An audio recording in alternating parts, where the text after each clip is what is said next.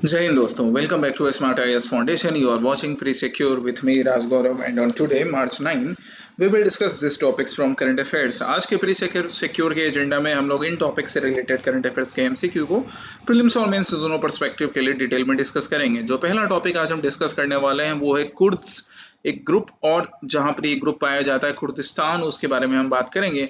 Because recently in the ongoing US Iran conflict this group has been mentioned. Then the second thing about Raisina dialogue. ये Raisina dialogue अभी अभी conclude हुआ है और ये भी चर्चे में रहा था, रायसीना डायलॉग न्यू दिल्ली में. तो इसके डिटेल्स एग्जामिनेशन पर्सपेक्टिव से आपको मालूम होने चाहिए. The third topic would be constitutional framework of privileges. India के पार्लियामेंट में जो मेंबर ऑफ पार्लियामेंट्रियंस है, हमारे जो मेंबर ऑफ पार्लियामेंट्री, उनके क्या प्रिविलेजेस हैं, उससे रिलेटेड कॉन्स्टिट्यूशनल फ्रेमवर्क को हम डिस्कस करेंगे. The fourth topic would be census of India 2027. अभी सेंसस ऑफ 2021 का डाटा नहीं आया है, बट सेंसस ऑफ इंडिया 2027 की शुरुआत, उसकी तैयारी की शुरुआत हो चुकी है. तो हम ये बात करेंगे कि क्या न्यूज में था, कितना हमारे लिए इंपॉर्टेंट है. And then we will discuss मॉनसूट प्रोजेक्ट. इस प्रोजेक्ट के डिटेल एग्जामिनेशन के लिए इसका क्या इंपॉर्टेंस है वो, और फिर आपके लिए लास्ट फ्राइडे के प्रैक्टिस क्वेश्चंस होंगे, आज के लिए नए प्रैक्टिस क्वेश्चंस भी. So come to the very first topic, the Kurds. Kurds group की हम बात करें तो आप यहाँ पे देख सकते हैं, तो हिंदू का एक आर्टिकल जहाँ पे मेंशन किया गया है that the US president Donald Trump urge Iranian Kurd to attack Iran as war widens. मतलब ईरान में ही एक ग्रुप है, मिलिशिया ग्रुप है, कुर्द ग्रुप है, राइट. वो ना ईरान की जो एस्टेब्लिश गवर्नमेंट है उनके अगेंस्ट में, उनके बीच के कुछ डिफरेंसेस हैं, तो ट्रंप उनसे बोल रहा है कि भाई ईरान की सरकार के अगेंस्ट तुम वॉर डिक्लेयर कर दो, हमें सपोर्ट करो. अब हमें ये जानना है कि ये कुर्द कहाँ पर मिलते हैं, ईरान के किस पार्ट में हैं. आप ये मैप देखिए, है ना, ये ईरान का मैप है, यहाँ इराक है, सीरिया, टर्की, अर्मेनिया. तो ये जो ईरान का जो साउथ वेस्ट वाला, सॉरी साउथ वेस्ट बोल रहे, नॉर्थ वेस्ट वाला जो पार्ट है, ये नॉर्थ वेस्ट वाला पार्ट, यहाँ पर ना कुर्द्स ग्रुप के लोग रहते हैं और इस रीजन को वो कुर्दिस्तान बुलाते हैं. सिर्फ ईरान नहीं, ईरान के अलावा इराक, सीरिया, टर्की, अर्मेनिया, इस रीजन पे भी वो अपना कुछ पार्ट पे अपना क्लेम जाहिर करते हैं कि ये भी कुर्दिस्तान का पार्ट है ना. सो नॉर्थ वेस्ट वाले पार्ट में कुर्द ग्रुप मिलेगा ईरान के, राइट. चलो, अब पहला स्टेटमेंट क्या, this is the largest population of the Kurdish ethnic minority currently resides in Turkey. कि जो लार्जेस्ट पॉपुलेशन है कुर्दिश माइनॉरिटी का, वो कहां पर रह रहा है, टर्की में. इस मैप को भी अगर आप देखोगे तो largest area Kurdistan, Kurdish people का कहां पर है, टर्की में है. तो पहला स्टेटमेंट तो सही है भैया, कि पहला statement is correct, the first statement is correct. The geocultural region of Kurdistan is confined exclusively to the borders of Turkey, Iran and Iraq. ऐसा नहीं है, अभी हमने देखा कि इसके अलावा अर्मेनिया में भी तो यहाँ पर कुर्दिश पीपल मिलते हैं. So why we can say that it is confined to Turkey, Syria, Iraq and Iran, है ना. इसके अलावा इन रीजन्स में भी मिलते हैं, राइट. पहला स्टेटमेंट, सेकंड वाला हमारा रॉन्ग हो गया, क्योंकि यहाँ पे सीरिया, अर्मेनिया की बात नहीं थी. Third, the Kurdistan regional government in northern Iraq is constitutionally recognize semi autonomous region. बिल्कुल, ये जो नॉर्दर्न इराक वाला पार्ट है, अगेन फिर से मैप पे हम आते हैं, इसको ना कॉन्स्टिट्यूशनली रिकॉग्नाइज्ड गवर्नमेंट के रूप में भी माना जाता है, इराक में ही, वहां सेमी ऑटोनोमस रीजन के रूप में. हाँ, हालांकि इसको लेकर ईरान के अपने अलग अलग क्या बोलते हैं आपको कंसर्न्स हैं, राइट. तो ईरानी और इराकी गवर्नमेंट के बीच में भी इसको लेकर डिफरेंस चलता है, बट वहां पर इराक में इसको सेमी ऑटोनोमस रीजन के रूप में एक्सेप्ट किया गया है. 1 and 3 करेक्ट थे, हमारा आंसर क्या हो जाएगा भैया, 1 and 3 ओनली, राइट. ये मैप आपको ध्यान रखना है, कुर्दिस्तान का बड़ा इंपॉर्टेंट मैप हो गया, ये आप प्रीलिम्स के लिए याद रखोगे अपने. ओके, चलिए अब हम कुर्द के बारे में बात करें तो these are one of the world's largest stateless ethnic minority group. Iran में ही रहकर, इराक में ही रहकर, सीरिया में ही रहकर एक एथनिक माइनॉरिटी ग्रुप है, लेकिन वर्ल्ड के सबसे largest stateless ethnic minority group में आता है, जिसकी पॉपुलेशन लगभग 25 से 45 मिलियन तक है. व्हाट दे फॉलो सुन्नी इस्लाम. और ईरान में मेनली क्या फॉलो किया जाता है, शिया इस्लाम. तो ये कुर्द वाले सुन्नी और शिया के बीच की लड़ाई भी दिख रही है. समझ में आ रहा है तुम्हें, राइट. डेमोग्राफिक डिस्ट्रीब्यूशन की बात करें तो Turkey holds the largest Kurdish population, Iran holds the second largest population. Donald Trump इसी second largest Sunni Muslim population को ईरान की एस्टेब्लिश शिया गवर्नमेंट के अगेंस्ट भड़काने की कोशिश कर रहे हैं. ये आपको इस रीजन में मिलेंगे. हिस्टोरिकल ग्रीवेंसेस की बात करें तो they were promised an independent state after world war one. Treaty of Sevres, जिसके अकॉर्डिंग टर्की पे कई सैंक्शंस लगाए गए थे, उसके अकॉर्डिंग इनको एक इंडिपेंडेंट स्टेट प्रॉमिस किया गया था, जो कि नहीं दिया गया. ब्रिटिश और बाकी नेशंस ने उस प्रॉमिस को भूल गए वो, right. Following the 1991 gulf war, Iraqi Kurdish successfully establish the Kurdistan regional government, जिसको नॉर्दर्न इराक में रिकॉग्नाइज भी किया गया. तो नॉर्दर्न इराक में रिकॉग्नाइज किया गया है. सीरिया, टर्की, अर्मेनिया, ईरान को लेकर, इसको लेकर काफी कंसर्न्स है, स्पेशली ईरान को लेकर. अब हम अलायंस की बात करें तो इट इज, ये जो कुर्दिश जो ग्रुप है वो यूएस के ज्यादा क्लोज है। यूएस के ज्यादा क्लोज इस वजह से है क्योंकि ईरानियन गवर्नमेंट के अगेंस्ट उनके जो अपने ग्रीवांसेस हैं उसका सॉल्यूशन मिल सकेगा, right. That's why US is trying to take advantage of the internal differences of Iran, the different peoples. US इसके एडवांटेज लेने की कोशिश यहाँ पर कर रहा है। All clear, right. चलिए, come to the second topic, the Raisina dialogue. हम रायसीना डायलॉग की बात करते हैं। क्या लिखा गया है यहाँ पर? आप एआईबी का, ऑल इंडिया रेडियो का अपडेट देख सकते हो। That external affairs minister doctor S Jaishankar addresses the Raisina dialogue 2026। So पहला statement, the Raisina dialogue has evolved into a globally prominent strategic forum that solidifies India's role as a major convening power and platforms New Delhi as a leading voice of the global south। Okay, कहने का मतलब कि जो global south जिनको बोला जाता है, मतलब जो डेवलपिंग नेशन है उनके बीच में इंडिया अपने न्यू दिल्ली में एक स्ट्रेटेजिक फोरम ऑर्गेनाइज करता है जहां पर अलग अलग developing Nations, even developed Nations के भी पार्टिसिपेंट्स आते हैं और अपने व्यूज शेयर करते हैं। जैसे अभी यूनाइटेड स्टेट्स के भी रिप्रेजेंटेटिव थे, उन्होंने कई बड़बोली बात कह दी। बड़बोली बात ये कह दी कि भले वो ट्रेड डील, इसको लेकर हम काफी प्रोग्रेसिव हमारी सोच है, पर हम इंडिया को चाइना नहीं बनने देंगे। हम मैन्युफैक्चरिंग हब ऐसा नहीं बना देंगे इंडिया में कि कल को सारे इंडियन प्रोडक्ट यूएसए में बिकने लगे। तो इसको लेकर काफी कंसर्न जाहिर की गई है कि यूएस के कोई भी स्टेट की अथॉरिटी ऐसा स्टेटमेंट कैसे दे सकती है। ठीक है, खैर उसको लेकर हम कभी और चर्चा करेंगे। सो रायसीना डायलॉग एक मेन फोरम है जहां पे स्ट्रेटेजिक डिस्कशन, स्ट्रेटेजिक स्टेटमेंट्स ऐसे दिए जा सकते हैं। Second, the nomenclature of the conference is derived from Raisina Hill, the physical elevation in New Delhi that houses the seat of the government of India। ये बात भी सही है कि इसका जो nomenclature है, जो नाम दिया गया है, वो रायसीना हिल से इंस्पायर्ड है। ये वही रायसीना हिल्स है जहाँ पे प्रेसिडेंट हाउस है और बाकी इंपॉर्टेंट गवर्नमेंट बिल्डिंग्स है। तो सेकंड स्टेटमेंट भी करेक्ट है, नेमिंग के लिए करेक्ट है, पर रायसीना डायलॉग इतना इंपॉर्टेंट है वो सेकंड स्टेटमेंट से नहीं समझ में आ रहा है। सेकंड स्टेटमेंट कहीं भी रायसीना डायलॉग के इंपॉर्टेंस की बात नहीं कर रहा, बस सेकंड स्टेटमेंट नेमिंग की बात कर रहा है। तो हमारा आंसर क्या होना चाहिए? Both 1 and 2 are correct but 2 is not the correct explanation. मतलब इस केस में कौन सा? इस केस में हो जाएगा डी। यही हो गया हमारा रायसीना डायलॉग। सो रायसीना डायलॉग का अब हम डिटेल्स देखें तो ये मल्टीलेटरल कॉन्फ्रेंस है जियो पॉलिटिक्स, जियो इकोनॉमिक्स के फील्ड में इंडिया के पहुंच को, इंडिया की इमेज को और बेहतर बनाने के लिए। हालांकि वहां पर अगर आकर यूएस की अथॉरिटी कोई उल जलूल स्टेटमेंट देती है तो इससे इंडिया की इमेज को एक्चुअली डेंट पहुंचता है, राइट। 2016 में इसको लॉन्च किया गया था। पहला थीम रखा गया था वो था Asia regional and global connectivity. Organize करने की जहां तक बात की जाए तो it is annually organized by the observer research foundation. Okay, ये भी याद रखना है कि इसको ऑब्जर्वर रिसर्च फाउंडेशन ऑर्गेनाइज करता है in partnership with MEA, ministry of external affairs. है ना, ये चीज याद रखिएगा, प्रीलिम्स में ऐसी चीजें बड़ी पूछी जाती हैं, ऑर्गेनाइज कौन करवा रहा है वगैरह वगैरह, राइट। इसका ग्लोबल इक्विवेलेंट की बात करें तो रायसीना डायलॉग की तरह ग्लोबल इक्विवेलेंट है म्यूनिक सिक्योरिटी कॉन्फ्रेंस जो जर्मनी में होता है, सांग्रीला डायलॉग जो हमारे पास में ही सिंगापुर में होता है। तो ऐसे ही स्ट्रेटेजिक फोरम के रूप में रायसीना डायलॉग या रायसीना प्लेटफॉर्म राइज कर रहा है, जिसका ऑब्जेक्टिव इंडिया को ग्लोबल प्लेटफॉर्म्स में, ग्लोबल जियो पॉलिटिक्स, जियो इकोनॉमिक्स में इंडिया की एक मजबूत छवि बनानी है, specially among the global south developing Nations, right. अब हम इसके प्रेजेंट एडिशन पर आते हैं, 11th एडिशन, जो कि अभी रिसेंटली कंक्लूड हुआ, जिसका थीम रखा गया था संस्कार, means assertion, accommodation and advancement. कि भारत क्या करेगा, अपने व्यू को प्रॉपर्ली वर्ल्ड फोरम पे रखेगा, असर्ट करेगा। It would accommodate the development of global south as well as the global world. सब एक साथ डेवलप करेंगे और एक साथ मिलकर एडवांसमेंट की तरफ बढ़ेंगे। So this was the theme of 2026। ये थीम भी आपको याद रखना है, जिसमें अराउंड 2700 पार्टिसिपेंट्स ने अलग अलग देशों से पार्टिसिपेट किया।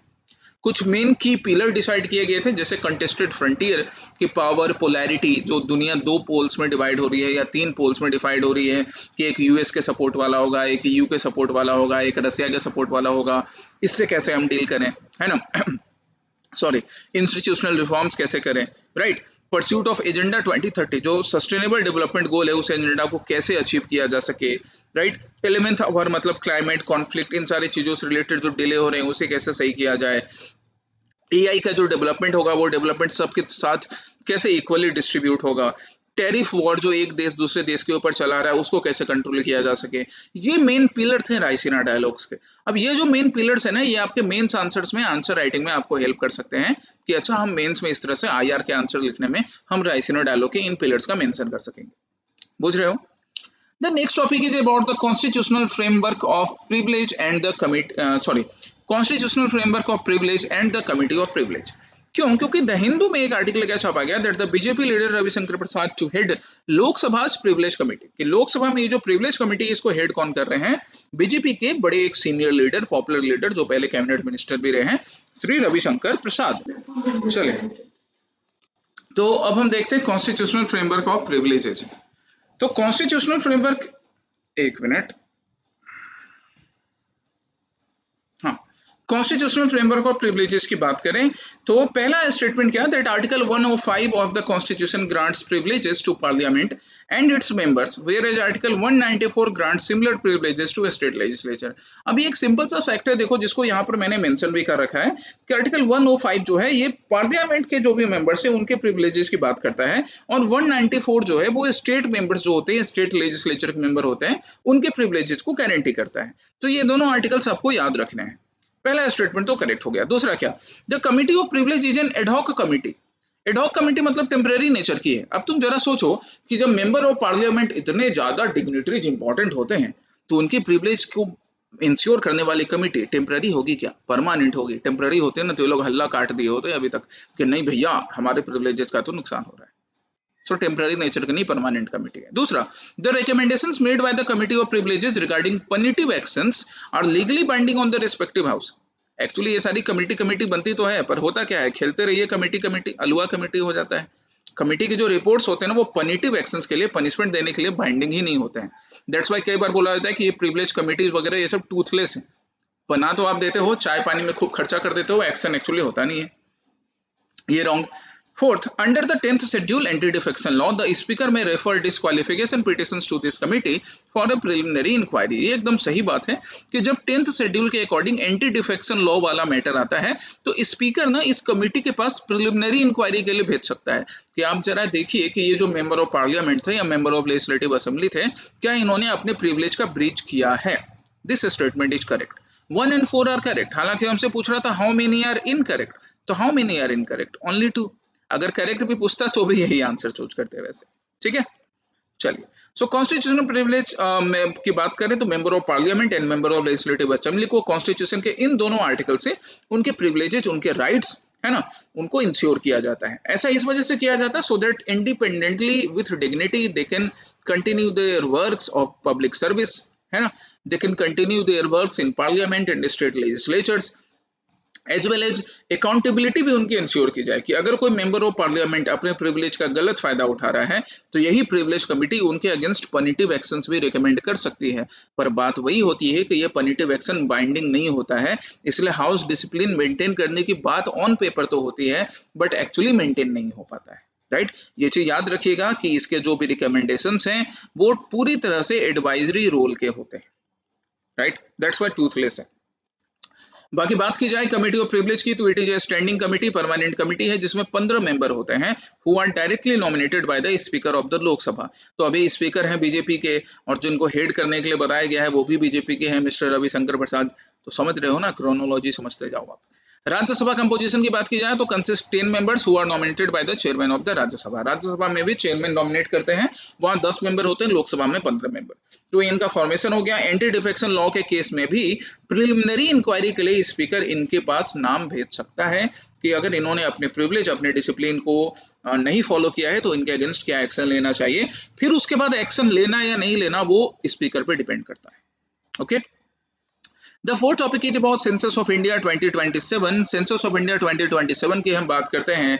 दंदू का एक आर्टिकल जहाँ पे क्या लिखा गया, यहाँ पे आप ऑनरेबल होम मिनिस्टर को देख सकते हैं और यहाँ पे हमारे दो मैस्केट हैं, राइट। सेंसस 2027 मैस्केट्स प्रगति, तो ये जो लेडी हो गई हमारी ये प्रगति और ये जो हमारे मेल हैं ये हैं विकास, विकास नहीं एक्चुअली विकास तो ये दो मैस्केट्स हैं सेंसस 2027 के जो पूरी तरह से डिजिटली होने वाला है गाइस। इधर आ जाओ क्वेश्चन पर।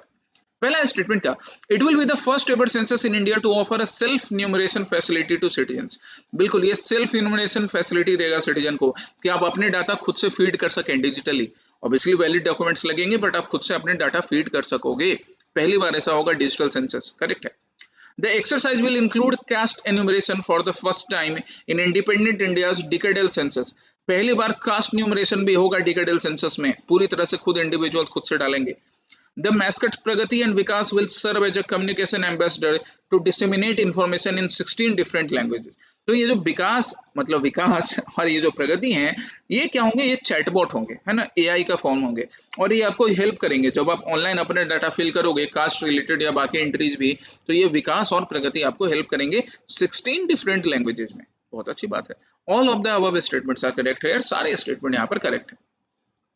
सेंसस की हम बात करें तो it is basically conducted by the office of the registrar general under the ministry of home affairs. तब यहाँ पर हमारे यूनियन होम मिनिस्टर दिख रहे थे आपको। एच पर the article 246 seventh schedule entry 69 union subject के अकॉर्डिंग। साथ ही साथ इसका लीगल बैकिंग भी है जो सेंसस एक्ट 1948 से बैक किया जाता है। ट्रेडिशनली इसको दो फेज में किया जाता था, हाउस लिस्टिंग ऑपरेशन और फिर पॉपुलेशन न्यूमरेशन। अब हम ये जो डिजिटल लॉन्च की बात कर रहे हैं, तो ये डिजिटल लॉन्च से क्या होगा, पहली बार 2027 में, अभी नहीं 2027 में, राइट। तो पहला डिजिटल सेंसस होगा जिसमें सेल्फ न्यूमरेशन हो सकेगा, खुद से कास्ट न्यूमरेशन खुद से हो सकेगा सेल्फ वे में। और ये प्रगति और विकास नाम के चैट बोट्स आपको हेल्प कर सकेंगे, ताकि अगर सपोज कई बार होता है ना कि सेंसस में कुछ डाटा छूट गया तो लोग कंसर्न हो जाते हैं कि अरे हमारी एंट्री तो मेंशन ही नहीं थी। तो आप देख सकोगे कि आपका नाम सही है, आपके बाप का नाम, चाचा का नाम, दादा का नाम, भतीजे का नाम, सबका नाम सही है कि नहीं है। ये सारी डिटेल्स आप खुद से चेक कर सकोगे, ट्रांसपेरेंसी आएगी, ठीक ना। टाइमलाइन की बात करें तो house listing and housing phase April 1 से स्टार्ट होकर सितंबर 30 2026 तक चलेगा। एंड टाइमलाइन फेज 2 की बात करें तो population enumeration happens in February 2027। सितंबर 2026 को हम snow bound areas like Ladakh, Jammu Kashmir, Himachal Pradesh, Uttarakhand, इन रीजन में कर लेंगे स्नो बाउंड एरिया जहां पर आगे ठंड में बर्फ पड़ने लगती है। तो पॉपुलेशन न्यूमरेशन फरवरी 2027 तक स्टार्ट करने की या कंप्लीट आगे फिर करवा दिया जाएगा, राइट। ये दो फेजेज में यहाँ पर हमारे सेंसस 2027 काम करेंगे। बाकी हम सीडेक ने एक द 4 डिजिटल टूल डेवलप किया है इसके लिए। एक टूल का नाम है HLBC। ये क्या करेगा, हाउस लिस्टिंग का काम करेगा सैटेलाइट इमेजनरी से।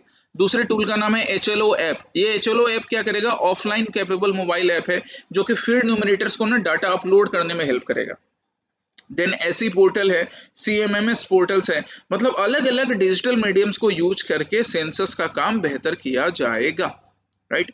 रीजन्स एंड इम्प्लीकेशंस की बात करें तो एफिशिएंसी इंप्रूव की जाएगी, एक्यूरेसी भी सैटेलाइट मैपिंग से इंप्रूव किया जाएगा। ये जैसे हम सैटेलाइट मैपिंग की बात कर रहे हैं कि हमने हाउस होल्ड ब्लॉक क्रिएटर नाम का ऐप यूज किया, या सैटेलाइट मैपिंग से लोगों के घर का जो लोकेशन है उसका एग्जैक्ट डाटा फिल किया गया, ताकि कोई भी डुप्लीकेशन नहीं हो या फिर रॉन्ग इन्फॉर्मेशन नहीं एंटर किए जाए, है ना। Over 30 lakh enumerators will use this tools to ensure 100% coverage. अगर किसी इंसान का डाटा छूट गया तो वो खुद से इंटरनेट पे एक्सेस करके अपने डाटा को फुलफिल कर सकेगा। जैसे इंडिया का जो टारगेट है 2047 तक कि इंडिया को developed nation, digital developed nation बनाया जाए, ये टारगेट भी फुलफिल हो सकेगा।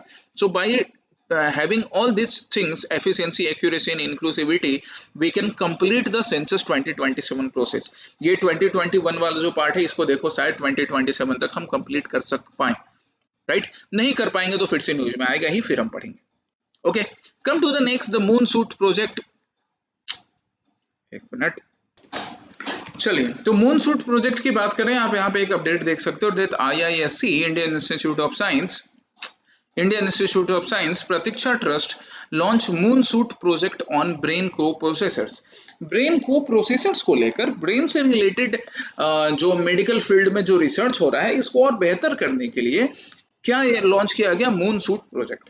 सो पहला स्टेटमेंट क्या, it is a flagship initiative launched by and fully funded by the ministry of science and technology. इस न्यूज़पेपर की क्लिपिंग में ही हमने देखा कि इसको IISc लॉन्च कर रही है, यहाँ पर कहीं पर भी ministry of science and technology का मेंशन नहीं है। सो ministry of science and technology कहीं से इससे डायरेक्टली रिलेटेड नहीं है, पहला स्टेटमेंट रॉन्ग।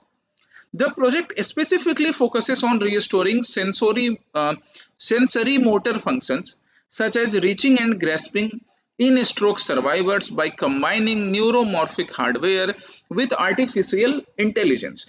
बिल्कुल यहाँ पे आर्टिफिशियल इंटेलिजेंस को यूज करके स्ट्रोक सर्वाइवर्स के बॉडी में कहाँ पर उनके ब्रेन का फंक्शंस, जैसे क्या होता है स्ट्रोक्स की वजह से ना कई बार ब्रेन्स में ना जो एक सप्लाई होता है, आप कह सके तो इलेक्ट्रिकल पल्सेस जो होते हैं जिनका सप्लाई होता है, वो सप्लाई ना अफेक्ट हो जाता है, वो सप्लाई प्रॉपरली नहीं हो पाता। तो इस चीज को सही किया जा सकेगा कि कहाँ पर ब्रेन का कौन सा पार्ट वर्क नहीं कर रहा है, right. Second statement is correct. Third, a key objective of this initiative is the creation of digital public goods, which includes building India-specific stereo EEG database. EEG database भी उसी चीज के लिए होता है कि माइंड में जो इलेक्ट्रिकल पल्सेस है वो सही से पहुंच पा रहे हैं कि नहीं, तब जाके माइंड के फंक्शनिंग को चेक किया जाएगा। एंड ओपन सोर्स टूल, बिल्कुल ये सही बात है कि ऐसे ही डिजिटल पब्लिक गुड्स का डेवलपमेंट किया जाएगा मून सूट प्रोजेक्ट के अंदर, जिससे कि ब्रेन्स फंक्शनिंग से रिलेटेड मेडिकल फील्ड और ज्यादा बेहतर काम कर सके। इनकरेक्ट ढूंढ रहे थे, एक ही स्टेटमेंट इनकरेक्ट है, आंसर क्या होगा? Only one, number one statement. So monsoon project का और डिटेल देखें तो एडवांस रिसर्च इनिशिएटिव है जो कि ब्रेन को प्रोसेसर्स को डेवलप करने के लिए, न्यूरो सिग्नल्स को डिकोड करने के लिए, और जो ब्रेन फंक्शन से हमारे किसी बीमारी की वजह से, स्ट्रोक की वजह से अगर रुक जाते हैं, उसको वापस से रिस्टोर करने के लिए लॉन्च किया गया है बाय द IISc। और प्रोजेक्ट की फंडिंग की बात की जाए तो प्रतीक्षा ट्रस्ट जो है, जिसको फाउंड किया था सेनापति क्रिस गोपालकृष्णन एंड सुधा गोपालकृष्णन, इनके ही पैसों से, इनके ही इस प्रतीक्षा ट्रस्ट से IISc इस प्रोजेक्ट को लॉन्च कर रहा है। मेन इसका काम हो जाएगा implantable and non invasive brain processor को डेवलप करना, जिससे ब्रेन की फंक्शनिंग अगर किसी रीजन से अफेक्ट हो जाए, उसको सबसे पहले मॉनिटर किया जाएगा और वापस से रिकवर कर दिया जाएगा। की एप्लीकेशंस की हम बात करें ब्रेन को प्रोसेसर का, तो मेन एक काम होता है मोटर रिकवरी का, right. It restores the movement for stroke और स्पाइनल इंजरी पेशेंट्स। इसके अलावा प्रोस्थेटिक्स में भी हेल्प कर सकते हैं, न्यूरोलॉजिकल ट्रीटमेंट में हेल्प होगा, और कॉग्निटिव सपोर्ट्स में, इवन अल्जाइमर जो कि एक ऐसी बीमारी है जिसका अभी तक हमें पूरा इलाज नहीं मिला, अल्जाइमर जैसी बीमारी में भी, या ब्रेन ट्रॉमा जो अल्जाइमर का ही एक नाम बोला जाता है, राइट। तो अल्जाइमर ब्रेन ट्रॉमा के केसेस में भी ऐसे ब्रेन को प्रोसेसर काफी हेल्पफुल साबित होंगे। So you need to remember कि अच्छा, हमारा जो मूनसूट प्रोजेक्ट है वो कहीं ना कहीं कॉग्निटिव सपोर्ट अल्जाइमर पेशेंट्स के लिए भी हेल्पफुल साबित होगा, राइट। इसके की फोकस की बात करें तो मेन इसका की फोकस है to restoring sensory motor functions, right. Sensory motor function जो हमारे ब्रेन में है उसको रीस्टोर करना। टेक्नोलॉजी यूज की बात करें तो the system combines neuromorphic hardware, AI, algorithms, neural recordings, जो भी एडवांस्ड मेडिकल फील्ड में टेक्नोलॉजी उसको यूज किया जाएगा। सॉरी, डिजिटल पब्लिक गुड्स का प्रोडक्शन किया जाएगा, 2 फेज में होगा। सबसे पहले phase 1 develops and validates a non invasive neural को processor, while phase 2 aims to build a minimally invasive embedded implant। सबसे पहले एक नॉन इन्वेसिव प्रोसेसर को डेवलप किया जाएगा, उसको स्टडी किया जाएगा, और फिर उसका एक सक्सेसफुल इम्प्लांट जो कि ब्रेन में प्लांट किया जा सके, वो डेवलपमेंट होगा। पहले फेज में हम रिसर्च करने के लिए बनाएंगे एक प्रोटोटाइप, प्रोटोटाइप सही हो गया तो हम उसको ब्रेन में इम्प्लांट कर सकेंगे, सिंपली ऐसे याद रखो। ये हमारा मून सूट प्रोजेक्ट। अब हम लास्ट वीक के प्रैक्टिस क्वेश्चन पर आते हैं। प्रैक्टिस क्वेश्चन कहा गया, एक मिनट रुको, मैं प्रैक्टिस क्वेश्चन अटैच कर देता हूं, just wait a moment, just wait a moment. चलिए, तो लास्ट वीक का पहला प्रैक्टिस क्वेश्चन था गवर्नर्स के अपॉइंटमेंट को लेकर। So article 153 of the constitution says that there shall be a governor for each state. ये स्टेटमेंट बिल्कुल सही है, हालांकि यही आर्टिकल ये भी बोलता है कि ऐसी बात नहीं है कि 2 या 2 से ज्यादा स्टेट में एक ही गवर्नमेंट अपॉइंट करने पे वो अनकॉन्स्टिट्यूशनल हो जाएगा। 153 बिल्कुल बोलता है कि हर स्टेट के लिए एक गवर्नर होना चाहिए फॉर ईच स्टेट, लेकिन 153 ये भी बोलता है कि अगर जरूरत पड़े तो 2 या 2 से ज्यादा स्टेट में एक गवर्नर ही काम कर सकता है, तो सेकंड भी करेक्ट है। थर्ड, अंडर आर्टिकल 156 के according the governor shall hold office during the pleasure of the president and so there is no fix term for his office. एकदम ये सही बात है कि गवर्नर जो है ना 156 के अकॉर्डिंग ही hold the office as per the pleasure of the president. हालांकि 156 का 3 ये बोलता है कि although a 5-year term is standard from the date of entering this office, कि वैसे तो वो गवर्नर जो है प्रेसिडेंट के प्लेजर पे ही काम कर रहा है, लेकिन फिर भी एक स्टैंडर्ड टर्म होता है कितने साल का? 5 साल का, 156(3) के अकॉर्डिंग। तो ये चीज याद रखिएगा कि एक स्टैंडर्ड टर्म भी 156 के 3 में मेंशन है। 1, 2 and 3 all are correct here. Come to next, पहला क्या था? हाँ, यहाँ पर क्या स्टेटमेंट है? United Nations Convention on the Law of Sea को लेकर, यूपीएससी 2022 का क्वेश्चन है, हम पीवाईक्यू भी साथ में करते जाएंगे। सो यून क्लॉज की बात करें तो यून क्लॉज के बारे में सबसे पहले याद रखो कि इसको 1982 में स्टेब्लिश किया था, United Nation Convention on the Law of Sea, so that sea में भी ना एक वर्ल्ड ऑर्डर मेंटेन रहे और सी के जो रिसोर्सेस हैं, ओशन रिसोर्सेस हैं, उसको इक्विटेबली यूज किया जा सके। अब पहला स्टेटमेंट क्या? A coastal state has the right to establish the breadth of its territorial sea up to a limit not exceeding 12 nautical miles measured from baseline determined in accordance with the convention। एकदम सही बात है कि अपने coast line से 12 nautical miles तक को ना कोई भी स्टेट, मतलब इंडिया या बाकी कोई नेशन, स्टेट मतलब या नेशन की बात हो रही है, वो क्या करेगा, अपना टेरिटोरियल सी का लिमिट वहां तक सेटअप कर सकता है 12 नॉटिकल माइल्स तक। करेक्ट स्टेटमेंट है। Second, ship of all states whether coastal or land locked enjoy the right of innocent passage through the territorial sea. अब जैसे भारत ने 12 नॉटिकल माइल्स तक टेरिटोरियल सी डिक्लेयर कर दिया, लेकिन इसका मतलब ये नहीं हुआ कि वहां से पाकिस्तानी सी पास नहीं कर सकती है। अनटिल एंड अनलेस अगर वॉर जैसे कोई सिचुएशंस है या कोई ऑफेंसिव मेजर किसी शिप ने लिया है, तब जाकर, अदरवाइज वहां से बिना किसी हार्म के पास करने का राइट है। Second statement is also correct. Third, the exclusive economic zone shall not extend beyond 200 nautical miles from the baseline from which the breadth of territorial sea is measured। Again ये भी correct है कि 200 nautical miles तक क्या count होता है exclusive economic zone. तो यहाँ पे ये तीनों स्टेटमेंट करेक्ट हैं, about sea, territorial sea, about exclusive economic zone. तो टेरिटोरियल सी का जो जोन है वो 12 नॉटिकल माइल है, और जो एक्सक्लूसिव इकोनॉमिक जोन है उसका जो डिस्टेंस क्या है, उसका एक्सटेंड कब तक है, 200 नॉटिकल माइल्स तक। तीनों स्टेटमेंट यहाँ करेक्ट है। आंसर क्या होगा, डी। अब आज के लिए पहला प्रैक्टिस क्वेश्चन आपका हो गया कल्याण मंडप पर।